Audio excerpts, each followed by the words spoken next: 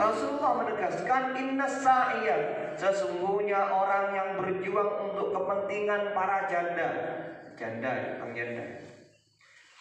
wal masakin, dan orang-orang miskin, fakir miskin, kal mujahid fi sabilillah, seperti jihad di jalan Allah.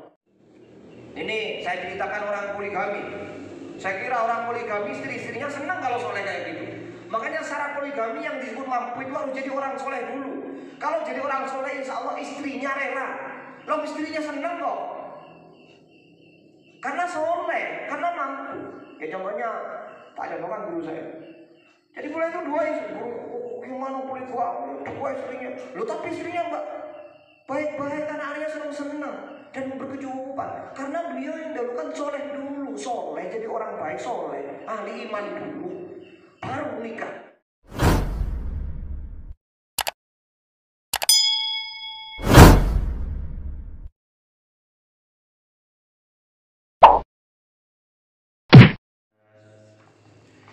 Assalamualaikum warahmatullahi wabarakatuh. Bismillahirrahmanirrahim. Allahumma sholli ala sayyidina Muhammadin al-fatih lima ulih wal khatib lima sabaq nasiril haqq bil haqq wal hadi ila siratikal mustaqim wa ala alihi haqq qadrihi wa miqdarihi. Bismillahirrahmanirrahim. Alhamdulillah, kita masih diberi kesempatan oleh Allah bisa bertemu di taklim Nasaihul Ibad di tempat yang mulia ini. Para jamaah salat maghrib yang dirahmati Allah Subhanahu wa taala, kita lanjut ngaji Nasaihul Ibad, potongan-potongan hadis lanjutan kemarin. Bismillahirrahmanirrahim. Man tawadda'a ala tuhurin kutiba lahu asyru hasanatin.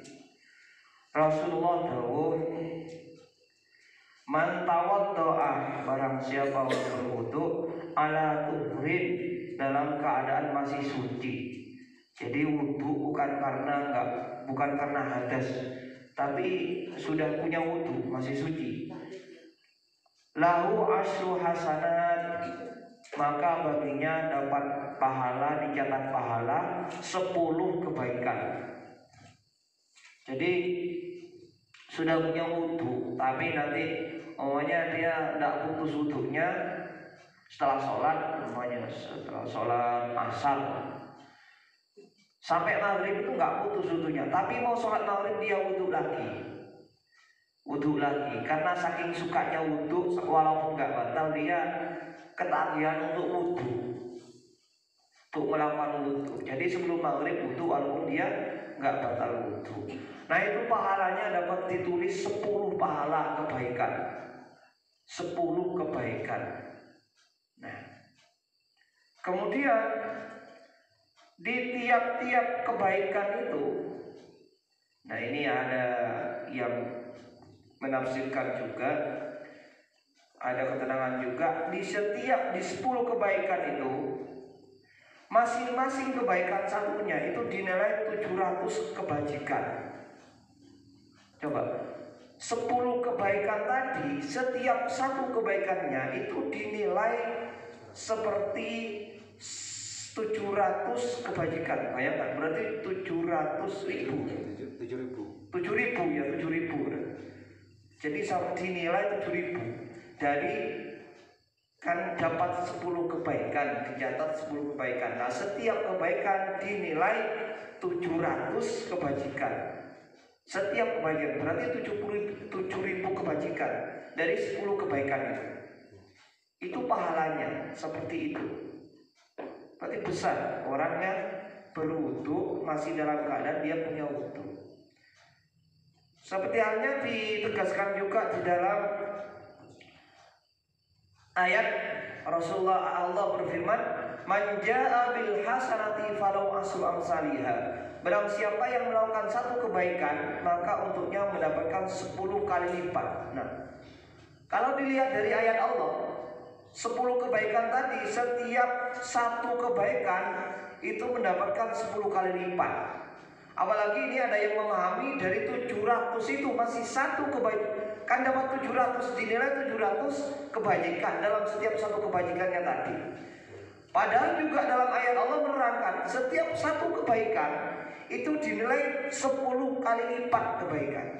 Jadi kita kalau melaksanakan kebaikan, umumnya sekarang satu, umumnya contohnya apa ya? Menyimpangkan duri, meminggirkan duri dari tengah jalan, itu kan satu kewajiban. Itu dinilai oleh Allah 10 kali lipat. Jadi setiap satu kebaikan kita lakukan itu dinilai oleh Allah 10 kali lipatnya. Berarti 10 kali lipat berapa? Ya 10. Ya 10. Sedangkan tadi dinilai 100 kebajikan. Sedangkan setiap satu kebajikan itu dinilai sesuai dengan ayat Allah ini mendapatkan 10 kali lipat pahala. Jadi banyak. Jadi peluang untuk berpahala di sisi Allah itu banyak. Sekedar wudhu saja, wudhu yang punya wudhu masih punya wudhu itu dinilai beratus-ratus kebajikan. Jadi sebetulnya cari pahala itu gampang. Cari pahala itu gampang. Nah, orang yang berwudhu selalu ini kan berarti begini, ini orang yang selalu punya wudhu. Jadi jangankan putus wudhu, dia masih berwudhu, punya wudhu, nggak batal dari wudhu yang sebelumnya aja masih wudhu, saking kebiasaannya wudhu. Sehingga dia nggak pernah putus wudhu, kecuali dalam keadaan tidur dan buang air besar dan buang air kecil. Setelah itu wudhu terus, nggak pernah putus. Nah, termasuk orang yang suka wudhu, nggak putus wudhunya, itu adalah bagian kemarin kelompok orang yang paling dibenci iblis, menjadi musuhnya iblis. Sebaliknya, kalau sudah dibenci iblis, menjadi musuhnya iblis, berarti dia dekat dengan Allah, menjadi kasih Allah. Orang yang selalu menjaga wudhu dengan pahala-pahala juga tadi. Kemudian selanjutnya, termasuk yang kelompok yang dibenci iblis, Rasulullah bersabda, Inna sa'iya al armilati wal masakin kal mujahidi fi sabilillah awil qa'imil laila sa'im an-nahar. Sesungguhnya, ini dawuhnya Rasulullah, hadis diriwayatkan Imam Ahmad dan juga Imam Bukhari meriwayatkan dan juga Imam Muslim meriwayatkan dari Sahih banget.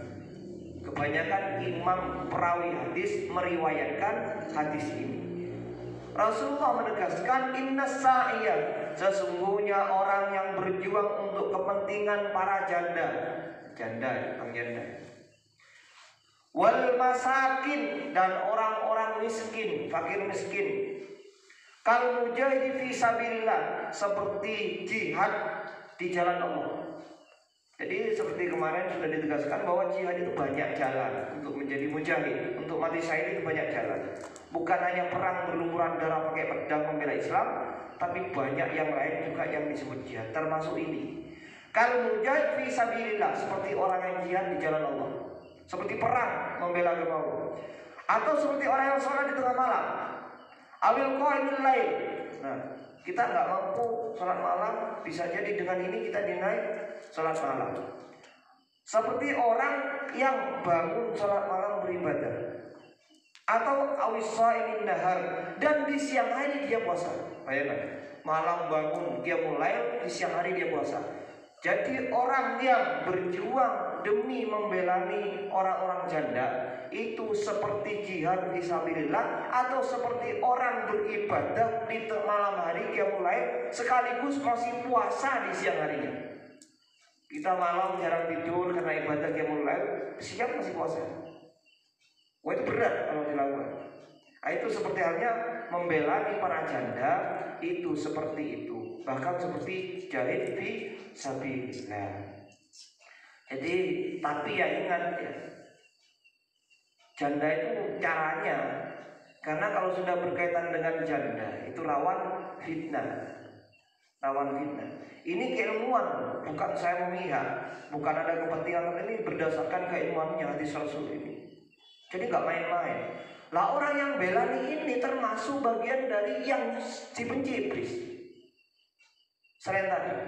Jadi kelompok 20 yang paling dibenci iblis adalah termasuk tadi yang selalu menjaga wudhu, dan ini orang yang selalu menjaga kepentingan para janda. Belani itu paling dibenci iblis. Karena kenapa? Karena janda itu termasuk cara paling ampuh untuk merusak manusia, untuk menyebarkan fitnah. Nah, sebaliknya kalau dibelani kan selamat para janda itu. Makanya benar kadang kita guyon, kadang ada kayak guyonan. Kalau nikah dengan janda itu dapat dua, dapat ibunya, juga dapat membela anaknya. Sebetulnya pahalanya ya semua. Ya benar juga. Tapi harus dengan niat itu loh. Tapi banyak orang yang bela janda tapi nggak ngerti agamanya, dia percuma. Bahkan yang paling banyak adalah karena nafsu. Karena nafsu. Itu. Karena nafsunya. Tapi kalau tahu ilmunya ya dapat ini, dapat jahid, dapat jihad fi sabilillah. Ini hadis Rasul, enggak main-main. Gitu. Ya karena tadi janda kalau dia sendirian lama, dia rawan fitnah. Dia dipakai alat setan untuk menyebarkan fitnah. Bukan hanya fitnah, tapi real kenyataan merusak. Coba mohon maaf saya nggak tahu yang janda di sini. Nanti dikirain ngerasani, saya nggak tahu. Jadi memang ya ini karena keilmuan tidak kepentingan ya. Coba sudah, mesti kalau sudah janda itu akan merasa sendiri, mesti rawan fitnah. Mesti kemana? Dan kita yang betul wes didelok sih opo wes aneh. Karena memang rawan fitnah dan itu dikelilingi iblis, setan itu janda. Sekali keluar dia sudah dikelilingi iblis. Ini kesempatan iblis. Makanya kalau sampai belani itu banyak. Satu, belani ekonominya sehingga dia nggak jarang keluar. Maksudnya secara ekonomi dia dicukupi. Walaupun tidak dinikahi ya, ada banyak macam. Satu, dibelani ekonominya atau agamanya, walaupun tanpa menikahi.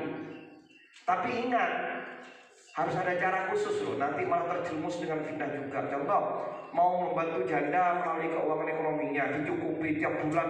Sopo sing janda gini, wah, setiap bulan itu dia cukupi entah 500.000 sebulan. Sambil dia dididik oleh agama. Itu harus dengan cara, harus ada saudaranya. Jangan sampai mengunjungi rumahnya nyerahkan saudara 500.000 tiap bulan, tidak ada orang cuma berdua nih. Oh, rawan fitnah itu, iblis nanti yang jadi pihak ketiga itu. Kesempatan bagi iblis.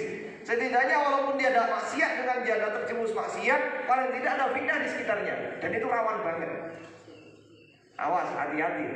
Ini ada ilmunya, ini cara belanya agama. Janda itu walaupun dia tapi ada ilmunya, gak sembarangan. Itu tanpa menikahi bisa, kalau orang kaya bisa, karena luar biasa. Karena memang rawan jadi, nolongso dia. Saya tuh sering ada kadang dia sakit, minta tolong saya atau punya masalah. Dia tuh ngeluh, Mas saya itu sulit, serba sulit. Janda kayak saya itu sulit, apalagi jandanya agak muda, masih anak 2, anak 1 gitu. Wow, saya tuh sulit, Mas. Kenapa Pak? Ayo, metu dia wis omongan itu. Engkau aku mau cepet-cepet nikah, takut kayak dulu lagi. Takut masalah keluarga janda lagi. Jadi sudah trauma kalau nikah dengan laki-laki itu harus pilih-pilih sekarang. Lah pilih-pilih nggak mungkin 1 hari, 2 hari, 1 minggu, 1 bulan. Ada trauma, maklum. Makanya itulah repotnya janda. Posisinya dia itu selalu repot. Selain posisi sosial, juga ekonomi repot. Serba repot, rawan fitnah juga, dirinya juga repot, kerepotan. Itu jadi alat setan. Makanya Allah dan Rasulnya itu menegaskan, belani janda itu seperti itu karena selamat banget, menolong banget. Buahnya itu banyak. Dan saya tidak terenyuh.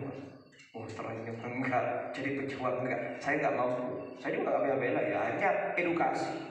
Begini mbak, edukasi mampunya saya. Mau bantu ekonomi enggak, paling sudah ketika pulang dia tidak usah bayar ke saya walaupun sakit, karena enggak mampu. Atau kedua, atau menikahi. Mau menikahi lebih aman lagi, asalkan dengan niat hati. Kalau dia seorang yang punya istri mau nikahi, istrinya harus tahu. Poligami janda, istrinya harus tahu. Sehingga enggak kacau belakang. Dia menolong janda malah di rumahnya punya kacir. Wah, ini rawan banget. Satu, kalau sampai belani berupa nikahi, ini tahapnya banyak. Satu, pahami istrinya yang di rumah. Dua, pertama, posisi dia mampu. Posisi dia mampu, nanti tambah meruatkan jandanya. Ada nikahi janda, tapi dibuat anak jandanya kaya, dia numpang malah. Ngerot apa itu? Dunia ada di neraka ya, luar biasa neraka ya. Ini sudah janda, ini posisi sosialnya sudah rawan fitnah, dia punya harta, dinikahi hanya untuk janu hartanya. Waduh, luar biasa dosanya. Oh, ini terkutuk gitu, lagi-lagi kayak gitu. Ada banyak. Jadi direct dunia nih. Biasanya janda-janda yang datang dari Hongkongan ini biasanya TKW itu dihidupkan bagi lelaki yang suka gitu. Itu neraka. Sudah suruh bela nih, sampai sama Rasulullah ditegaskan jihad bela nih biar selamat. Lo malah yang dimeren, malah dirusak. Betapa terkutuknya manusia seperti itu. Bela nih, aku sunnah Rasul, bujuku talu semuanya janda. Ini janda dirinya mau hartanya. Orang ajar setan. Pernah ada orang, saya pernah ngomong dengan orang. Orangnya sok-sok gitu. Terus saya tiba-tiba ditanya, bertamu, sama-sama bertamu. Ustaz, jenengan kan Ustaz? Enggak Pak. Ya pokoknya jenengan ngajar ngaji. Iya kalau itu Pak. Sampai lulus pesantren. Iya bener kalau itu ya Pak. Sampai sering baca kitab ya, tahu sunnah, tahu wajib. Ya jelas Pak. Tapi satu, sampai kalah dengan saya itu tidak pernah mondok katanya. Tidak bisa ngajar ngaji. Tapi sampai kalah jauh, satu ini kalah jauh sampai tidak mampu walaupun baca tinggi, walaupun hafal Al-Quran katanya. Apa itu? Oh saya ini sudah 4 katanya. Sempurna begitu sunnah Rasul katanya. Jadi katanya sunnah ketika sama dengan Rasul, istrinya 4, katanya sudah sempurna gitu. Jadi ngikuti sunnah Rasul, lalu ustadznya walaupun hafal Al-Quran tidak sempurna masih kalah dengan dia katanya. Wah, apa orang ini? Gila, apa ini? Loh, ternyata saya dengar memang 4, tapi kacau balau itu. Istrinya yang awal ada di Hongkong, enak dia nganggur di rumahnya, kiriman uang. Nah itu dia nganggur punya uang, nikahi dia sudah dukun itu. Ada pasiennya cantik, janda ya, tidak itu cantik lah, dia memang kebacut teman ya, tidak itu cantik punya janda dinikahi, apalagi nampak kaya, dirent hartanya, ya enak dia nyantai jadi laki-laki, tutup melakukan sunnah itu, melakukan setan itu, ya sunnahnya setan yang dilakukan itu, ada sudah ada, oh setan iblis, tega banget, banyak kasus kayak itu banyak. Sering orang datang janda itu banyak. Sudah habis hartanya, Ustaz, saya itu habis. Kenapa siapa Bu? Ayo saya nikah dengan seseorang, saya kan janda, terus dia nikahi saya, gak mampu. Akhirnya ya baik awalnya, dia punya istri, istrinya nggak tahu. Ya saya namanya takut ada fitnah, akhirnya saya tak terima ya bahwa dia suami saya. Lah kok harta saya dihabiskan, Ustaz? Setelah itu saya ditinggal, sekarang nggak punya apa-apa. Waduh, terkutuknya. Ada lagi baru-baru ini terakhir ada, tapi janda tua ya. Janda tua dinikahi juga, yang nikahi sama-sama tua, punya istri juga. Wah ya, tapi janda tua ya, rumahnya banyak, punya peternakan apa ya. Ada orang laki-laki yang sama tua juga, banyak anaknya juga, ada istrinya juga, ya tua 50 ke atas, nikahi dia. Apa tujuannya nikahi mereka? Jadi sekarang akhirnya dikit-dikit dia pintar laki-laki, dikit-dikit ini pelajarannya.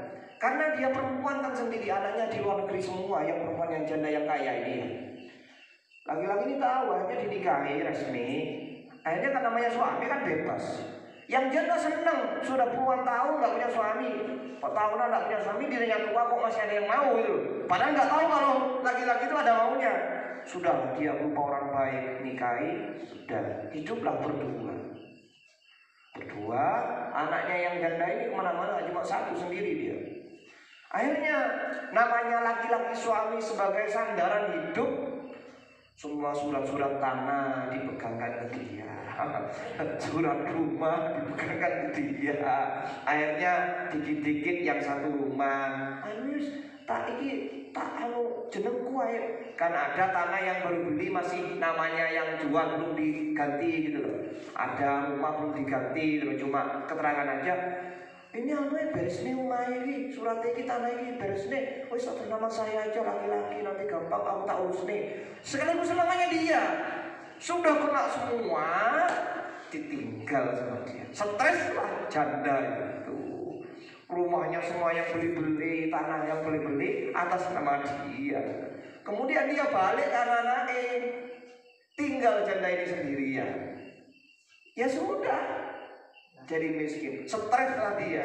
Ke rumah sakit keluar lagi, psikisnya terganggu, keluar masuk rumah sakit, keluar masuk rumah sakit, ginjalnya kena, hampir mati, sudah ngenes. Kan nggak terima. Setiap lah kan berobat ke saya. Sampai jenengan itu nggak apa-apa bu, jenengan itu pikiran palingnya. Langsung menjawab, gak bisa melupakan aku Kusna ini. Kenapa? Dunia kuntek. Waduh. Ternyata tak telusuri, ya seperti itu. Ada laki-laki yang nikahi karena seneng jadi sandaran malah ambil hartanya. Ini setan laki-laki. Setan. Dan sekarang anaknya nonton nggak bisa, lo sudah nama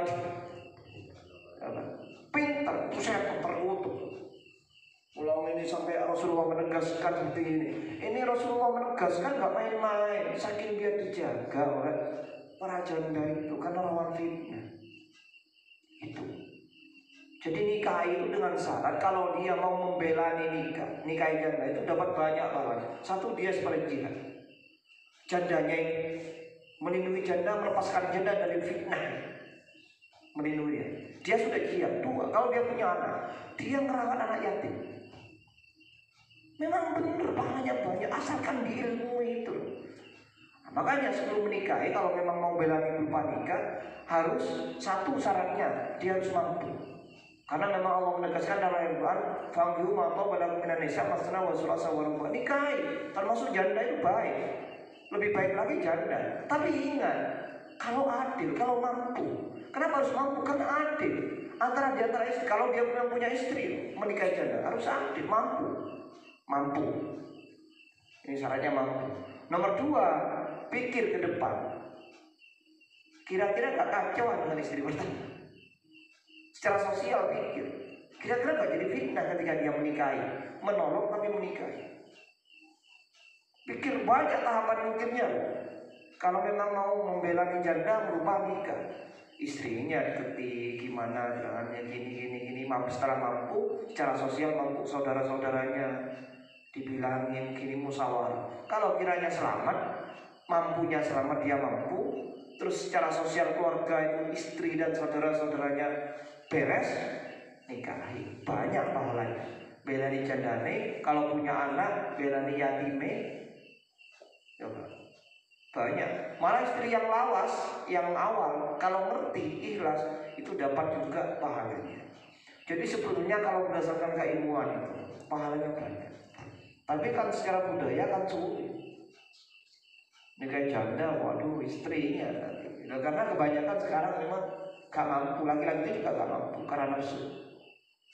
Ya sudah, kalau gak mampu ya belani semampunya, paling tidak edukasi atau ikut jaga secara sosial. Edukasi, pahami agama, tapi ya ingat hati-hati. Kalau mau bertemu dengan dia, bertamu harus ada mahramnya. Mahram itu ya saudara-saudaranya. Mau ngasih uang, sedekah uang, harus ada saudara-saudaranya. Jangan sampai berdua. Itu besar orang. Jihad luar biasa. Lah ini berdasarkan keilmuan, bukan karena apa. Sekali tegaskan. Makanya poligami itu sebetulnya nggak apa-apa. Bahkan kalau secara nilai dari janda itu, sisi ini itu luar biasa. Dengan sekali lagi diilmui, harus tahu ilmunya. Makanya orang dulu itu para nabi, sahabat, orang salafus saleh itu kan banyak istrinya ya gara-gara itu. Satu, orang banyak istri itu satu. Termasuk ada sisi karena kejandaan tadi, masalah janda. Kalau memang janda ya bukan perawan. Nomor dua, karena Islam itu termasuk dikawal oleh keturunan. Jadi kalau banyak istri, banyak keturunan. Itu banyak keturunan. Istri satu mau punya anak 30, mungkin ya, banyak bisa nanti ya. Punya anak 10 aja ya. Coba, Kalau istri 2, 3, yang satu punya 10, istri punya 30. Dia wakil, keluarga besar. Remuk nanti laki-lakinya harus mampu. Harus mampu. Almarhum guru saya itu Haris itu 2, yang satu Belanda, yang 2 Indonesia. Yang Belanda itu punya anak 2, yang di Jawa itu 7. Jadi punya anak 9, keluarga besar. Nah, ini anak 9 itu kalau soleh semua kan menjadi pejuang-pejuangan Islam. Coba Pak. Jadi Islam itu dikawal termasuk oleh generasi. Makanya Allah itu sampai menegaskan dalam Al-Quran, itu jangan sampai kita itu punya generasi yang lemah. Generasi itu harus diperhatikan. Jangan lupa saya. Jangan sampai meninggalkan orang muslim generasi yang lemah. Lemah itu harus jangan sedikit, termasuk harus kuat agamanya. Apalagi banyak. Secara jumlah dan juga secara kualitas kekuatan. Makanya itu Ustaz Haris luar biasa sampai ke depan rasanya. Beliau itu kesunahan Nabi luar biasa, termasuk ketahanan pangan itu dia perhatikan dari sisi gimana nanam tani, termasuk nanam kurma. Kedua dari segi hewani ya Pak, ternak kambing yang sunnah. Ketiga kuda sampai jauh, karena memang ada di suatu saat itu orang di akhir zaman itu sedekah uang itu gak ada gunanya, sedekah beras gak ada gunanya, karena orang kaya semua. Tapi apa yang dibutuhkan waktu itu? Kuda. Karena mobil sudah gak fungsi, selepan itu gak fungsi sudah, pesawat gak fungsi, gak ada, karena gak ada minyak. Apa akhirnya mereka butuh kuda. Di situ yang kaya kudanya itu nanti luar biasa pahalanya. Jadi masih muda, kemudian untuk beli kuda. Makanya Allah Ustaz Haris itu sampai dari sekarang, walaupun kita nggak nyampe ke masa-masa akhir kiamat, dekat-dekat dengan kiamat, masa-masa itu dari sekarang sudah ditanami apa murid-muridnya Pastor Robert. Gimana kiranya punya kuda, minum kuda. Coba, walaupun kita nggak nyampe nanti di masa-masa yang kuda itu dibutuhkan, setidaknya kita sudah niat ikut sunnah Rasul, sudah niat dengan kuat menghadapi masa depan. Mati duluan nggak sampai itu, yang penting kita meninggalkan generasi yang sudah paham tentang kuda, menyiapkan kuda. Entah generasi berapa kita yang sampai kepada masa kuda dibutuhkan. Subhanallah. Kemarin saya waktu ujian itu dengar ceritanya Ustaz Haris luar biasa, walaupun bukan kiai tapi luar biasa. Beliau itu kerjanya, beliau itu sekarang nggak punya mobil. Coba, padahal di Belanda itu dulu itu peterapis Belanda itu ribuan yang datang di Belanda, hanya datang ke Indonesia, balik ke Indonesia di Bandung ya, Bandung. Jadi beliau itu ingin selamat ya, mengutamakan sosial semua, kebutuhan agama, sunnah. Jadi menolong orang itu luar biasa, dipikir agama dan bantu orang. Jadi mobilnya semua dijual untuk utama apa? Masjid itu dibangun, masjid jelek diperbagus, yang gak ada masjidnya dibangun masjid. Terus sukanya itu sampai di Bandung itu dekat rumahnya itu konon ada tempat itu sumber itu bening. Nah sumber itu diyakini ditempati oleh kesirikan sama budaya sana di daerah Bogor, daerah apa namanya di sekitar rumahnya Ustaz Haris. Jadi kayak di sini mungkin kayak Mbak Gunung apa Mbak Malang ya, tapi itu sumber. Jadi kalau ada apa-apa orang itu siram di situ. Kalau mau ada lomba apa mandi ke situ, sakit mungkin mandi ke situ. Diyakini itu keramat, sirikan ya, kesirikan. Kayak di sini mungkin Mbak Malang ya, kayu di atas. Itu apa yang dikorbankan? Sampai jual semuanya, gimana kiranya beli lahan itu. Hanya mampu Allah dibeli lahan itu, hanya pakri semua ya. Coba, kayak di sini saya mau menghentikan kesirikan. Orang kan kemana-mana di Malang. Mbak Malang itu saya beli. Lah selesai ya sirikannya.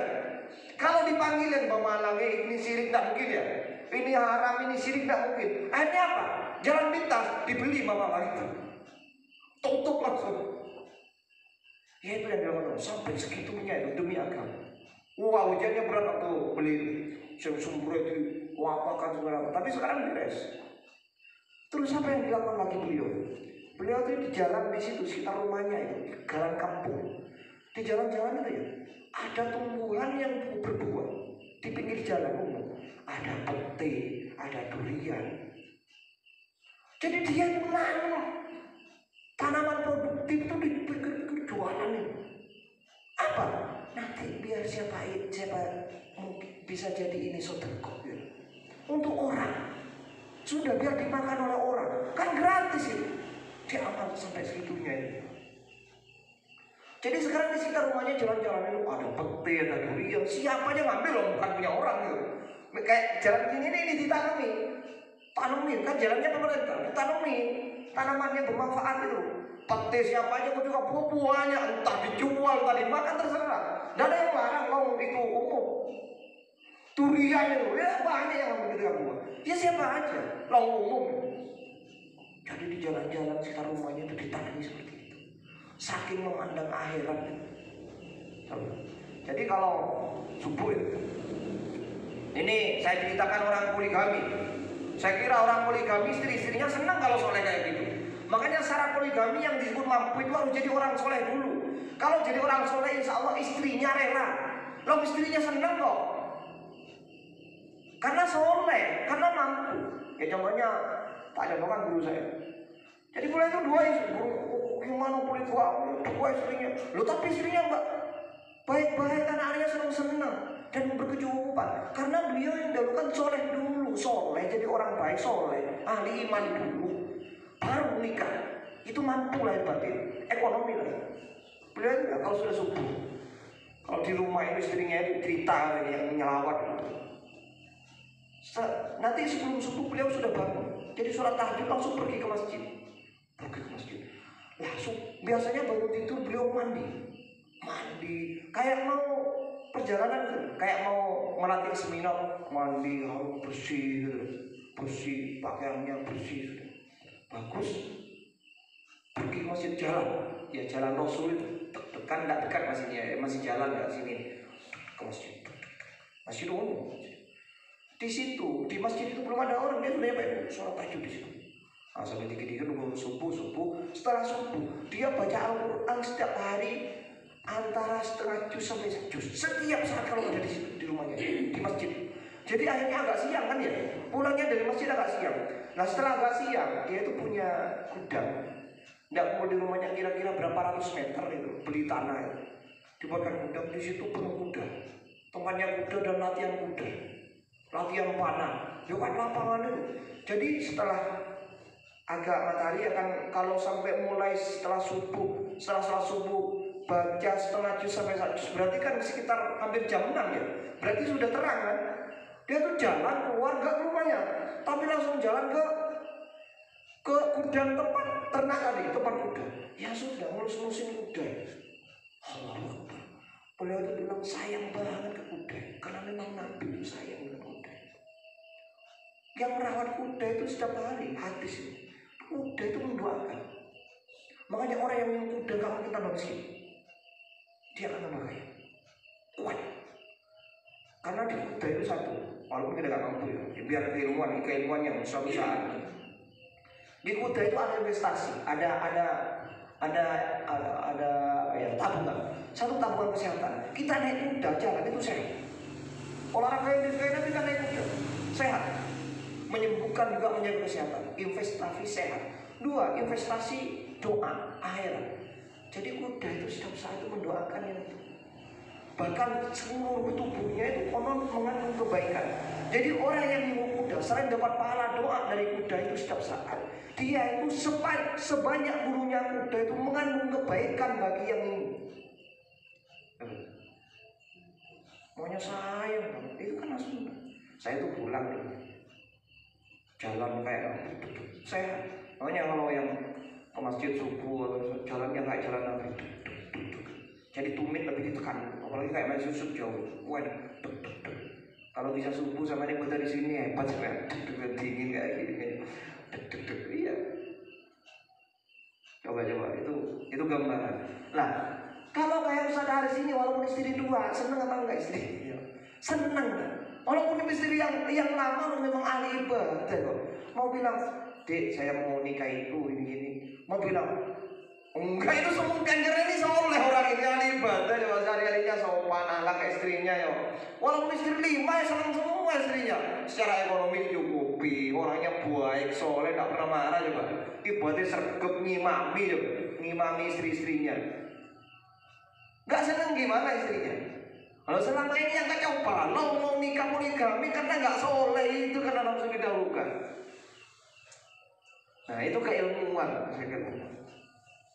namanya ini sambung doanya. Saya tuh maunya seperti itu.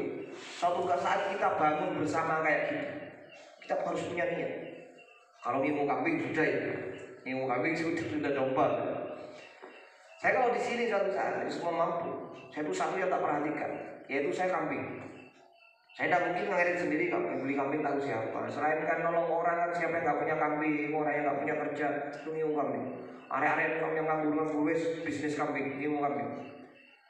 Normal saya mesti beli kuda, harus beli kuda. Dan pahalanya besar itu orang kalau sudah punya kuda, dia disuruh dipinjamkan ke orang, orang suruh dipinjamin kudanya untuk numpak kudanya olahraga. Tahu saja, pokoknya saya bayangkan, saya di sini kita punya kuda ya, punya kuda olahraga kuda, mau mana itu. Jadi di sini lahannya luas kan enak ya, kuda, ternak kuda. Mahal kuda tapi kan sekaya kuda itu paling murah 25 juta gitu, 20 juta. Dan ini niat saya, niat kita di sini. Jadi anak-anak kita, muda-muda yang suruh kerja, entah sing ngaritkan kuda, entah sing ngimu kambing, kita hidup bersama saling melengkapi, saling melengkapi. Semua itu karena apa? Iya karena biar agama Allah bergerak, biar agama Allah hidup, biar sunnah Nabi itu hidup. Selain perilaku Nabi, ya juga adat-adat Nabi yang dilakukan Nabi seperti itu. Karena dengan begitu dia selamat dan masa depan mengarah ke itu. Suatu saat mobil nggak berfungsi, suatu saat mobil nggak bisa, pesawat nggak bisa, perahu nggak bisa, karena nggak ada bensin. Tembak nggak ada, yang ada pedang. Makanya sampai sekarang ada hadis khusus, hadis juga. Siapa yang di rumahnya itu ada pedangnya, itu berpahala. Coba berpahala jihad. Banyak orang yang ngerti di rumahnya itu ada pedang. Pedang-pedang ditaruh saja. Itu hikmahnya banyak itu dalam hadis. Pedang, kuda itu semuanya mengarah ke akhir zaman. Makanya saya tuh pengen memang beli pedang, tapi yang pedang mahal. Saya tanya pedang yang kali kemantanan itu kan bagus ya. Itu 500 paling murah itu elek. Sih mahal 2 juta 3 juta itu mas. 1 juta. Atau kalau model pedang yang sinian samurai itu nggak tahu berapa. Tapi sekalian bagus lah. Wah itu bagus untuk sunnah ya. Sunnah itu bagus ya. Jangan pedang-pedangan nanti pahalanya juga ya nggak berfungsi pahala lah. Ya harus pedang. Bukan nanti yang mana pedangnya sih taruh murah-murah. Itu sudah dari awal sudah niat nggak bagus itu.